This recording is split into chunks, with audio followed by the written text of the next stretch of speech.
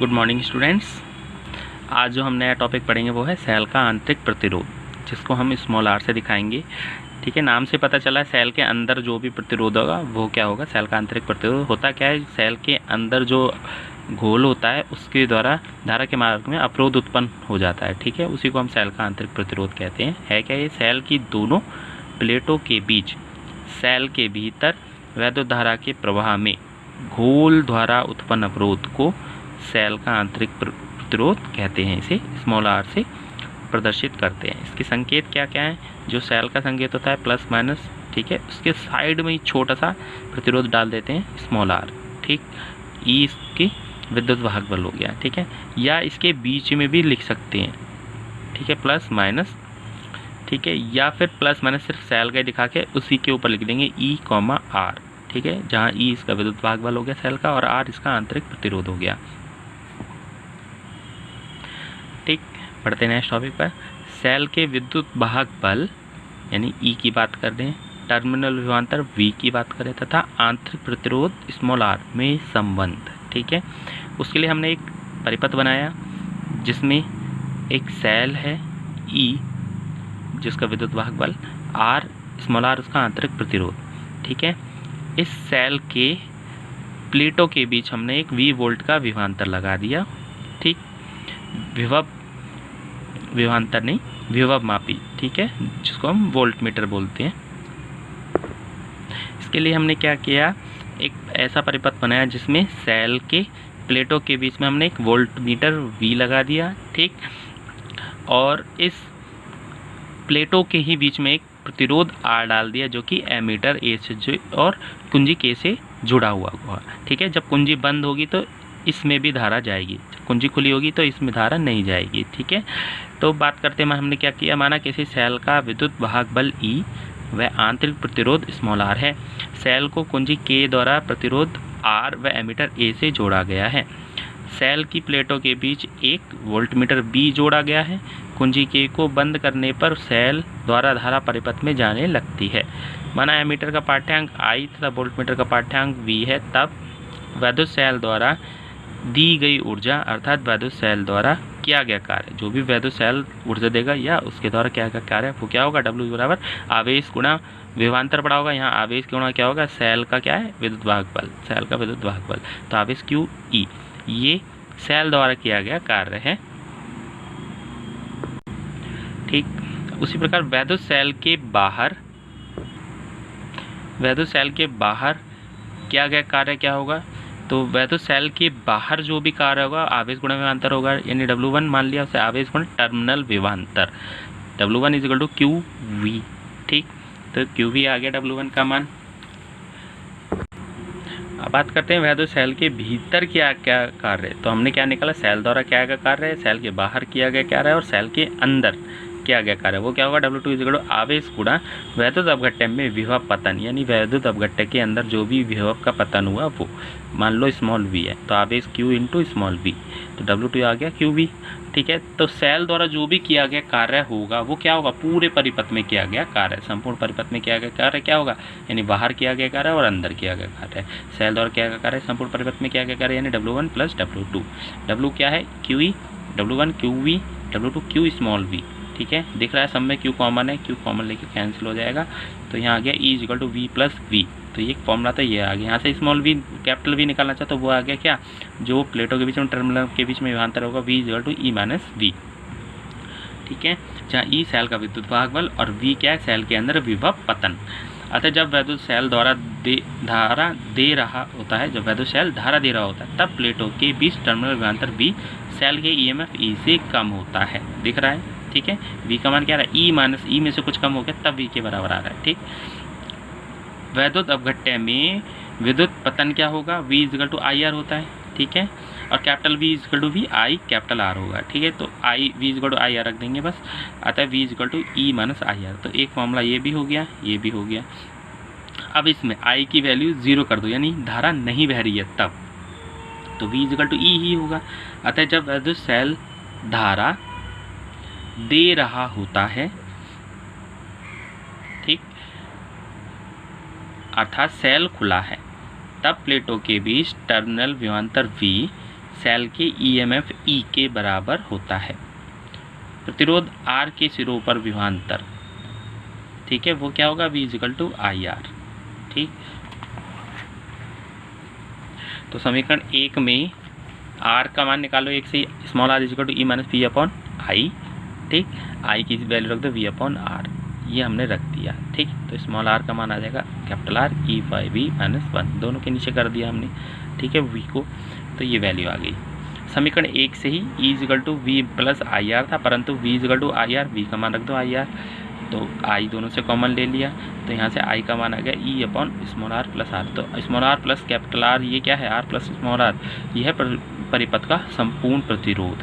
यहाँ R plus R क्या है, परिपथ का कुल प्रतिरोध, जो कि क्या है, Y प्लस आंतरिक है। ठीक है, तो इस तरीके से ये आपके जितने भी फॉर्मूले थे इससे रिलेटेड वो सारे आ गए। अब इससे रिलेटेड जितने भी न्यूमेरिकल्स हैं वो पढ़ेंगे। आते हैं अंक के क्वेश्चन नंबर 3 पर। क्वेश्चन नंबर 3 कह रहा है 3.2 वोल्ट की एक बैटरी 1.5 ओम प्रतिरोध में, तो बैटरी का वोल्टेज है यानी ईएमएफ है ये, 1.5 ओम प्रतिरोध में 2 एम्पेयर की धारा भेज रहा है। तो बाह्य प्रतिरोध R 1.5 हो गया और I हो गया 2 एम्पेयर। बैटरी का आंतरिक प्रतिरोध स्मॉल r पूछा गया है। ठीक है, तो ये चीज़ें हैं, तो न्यूमेरिकल आपके सामने है। तो E की वैल्यू दे रखी थी, R की वैल्यू दे रखी है, I दे रखी है, स्मॉल r आपको निकालना है। ठीक है, फॉर्मूला होता है I = E/R + R, सब चीज़ दे रखी है। ठीक है, स्मॉल r नहीं दिया है, सारी वैल्यू रखी, स्मॉल r हमें निकालना है। तो बाकी सब एक तरफ करेंगे, ये इसमें मल्टीप्लाई कर दिया, 3 + 2R = 3.2, तो यहाँ से 3 उधर कट गया, तो R = 0.1 ओम। ठीक है, बढ़ते हैं नेक्स्ट क्वेश्चन पर। नेक्स्ट क्वेश्चन है वो है क्वेश्चन नंबर 4, कह रहा है 12 वोल्ट विद्युत वाहक बल वाले एक सेल का, यानी ये E हो गया 12, आंतरिक प्रतिरोध स्मॉल r = क्या हो जाएगा, 5 × 10⁻² ओम है। यह एक अज्ञात प्रतिरोध के सिरों से जोड़ा जाता है। अज्ञात प्रतिरोध R हमें नहीं पता।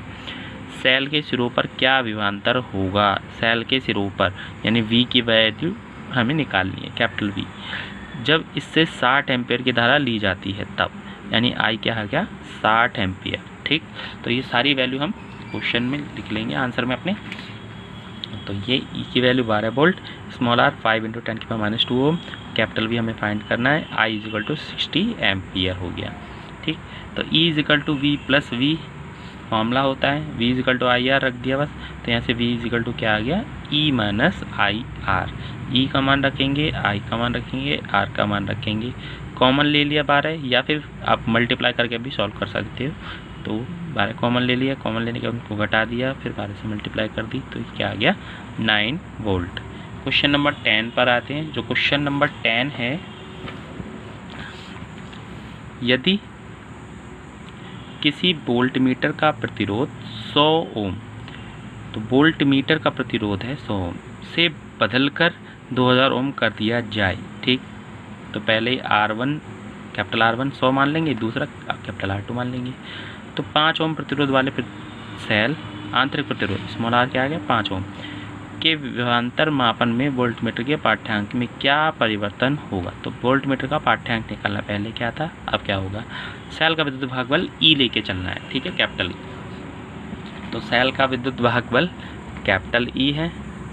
ठीक, स्मॉल r = 5 ओम दे रखा है, वोल्टमीटर का प्रतिरोध 100 ओम लेके चल रहे हैं, तो R1 = 100 ओम, आपको पता फॉर्मूला E = V + IR। ठीक है, I की वैल्यू रखेंगे V/R। ठीक, तो यहाँ से V कॉमन आ गया और R भी कॉमन ले लेंगे, एलसीएम ले लेंगे, यानी V/R = R plus small r। तो यहाँ से इस V की वैल्यू निकाल लो, ER/R + R। तो एक प्रकार से V में फॉर्मूला आ गया, जो चीज़ हमें दे रखी है उसके फॉर्म में। ठीक, तो यहाँ R की जगह बस R1 से रिप्लेस कर दिया, तो V1 आ गया, सारी वैल्यू रख देंगे। E R1 100 लेके चल रहे हैं, तो सब चीज़ वैल्यू रख दी, स्मॉल r 5 रख दिया। अब क्या करना है, बस इसको ऐड किया, डिवाइड किया, तो ये 0.952 E आ गया, यानी जब 100 ओम का प्रतिरोध है वोल्ट मीटर के सिरों पर, तो क्या आ रहा है, इतना वोल्ट मीटर का पाठ्यांक आएगा। ठीक, जब वोल्ट मीटर का प्रतिरोध क्या ले लिया हमने, 2000 ओम है, तो V2 क्या होगा, ER2/R2 plus small r, R2 की वैल्यू इस बार 2000 लेनी है। ठीक, तो ये ले लिया, सॉल्व किया, तो 0.997 E आ गया। ठीक है, तो इसका मतलब वोल्ट मीटर का पाठ्यांक इतना और बदल जाएगा, तो 0.997 ई, अतः वोल्ट मीटर का पाठ्यांक 0.952 ई से बढ़कर 0.997 ई हो जाएगा। ठीक है, बढ़ते हैं नेक्स्ट क्वेश्चन नंबर 12 पर। जो क्वेश्चन नंबर 12 है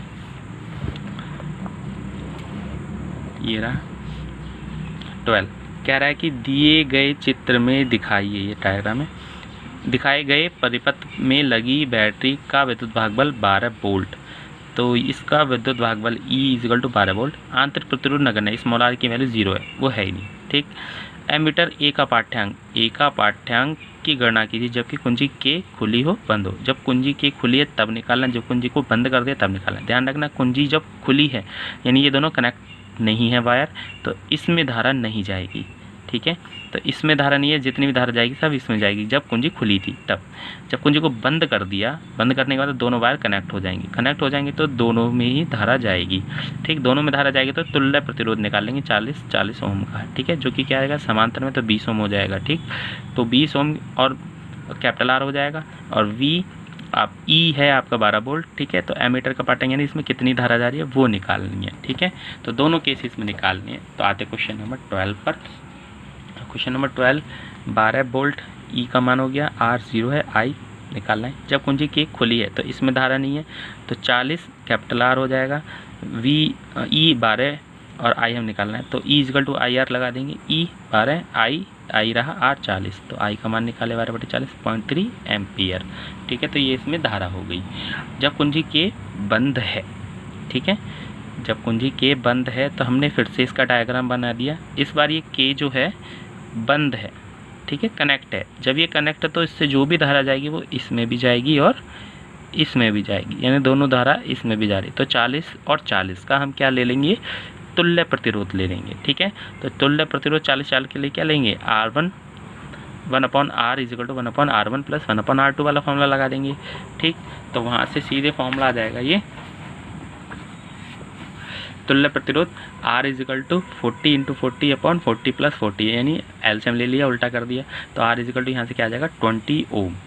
ठीक, तुल्य प्रतिरोध आ गया, तो E is equal to I R लगाएंगे। E का मान 12, आई हमें निकालना है, R क्या आएगा 20, आई इजिकल टू क्या आ जाएगा 12/20, तो इसको डिवाइड कर दिया 0.6 एम्पियर। ठीक है, तो इसमें ये इसका आंसर हो गया। ठीक स्टूडेंट्स, जो आपको घर से करके लाने question number 5 to question number 18 ये आपका होमवर्क है।